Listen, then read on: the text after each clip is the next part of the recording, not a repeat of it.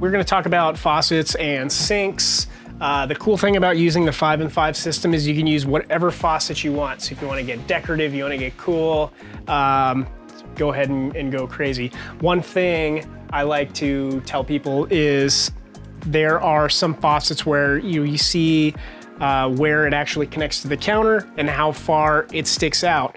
Some faucets really stick out pretty far, and if you're gonna be using a smaller sink, keep that in mind. So we like to use a squattier, kind of a shorter faucet. So that way we're not, it's weird to wash your hands like at the edge of your sink. So you want to get the water in the middle. I mean, I know it sounds silly, but it looks aesthetically, it looks better, and then it's more functional. We really like these Raati sinks. They're deep, they're square, and for a small amount of space, they're very, very effective. This is the 13 wide by 11 deep. Just keep in mind, if you want a humongous sink, that's gonna eat up a lot of countertop space, and you might have to actually make your cabinet a little bit deeper. So being able to have some countertop space and then, something that fits reasonably well, that doesn't look just too crazy or too large. Keep that kind of stuff in mind. So the Raati 13 by 11, this is our preferred sink. And again, we can get you guys part numbers for this exact faucet, but simple stuff. We like stainless steel sinks. One thing when especially you're building your cabinets, it's best to have a game plan. Like we started from what sink are you gonna use? How big is it gonna be? Measure this stuff out. Make sure it's actually gonna fit. We get a lot of requests for people wanting a specific sink, and then they realize we've gotta either nix a bunch of their cabinet out or it just doesn't fit. This cabinet space is specifically built to house this Raati, and as you can tell, there's not a ton of space on either side, but there's enough space to get your water tanks in there cleanly and easily.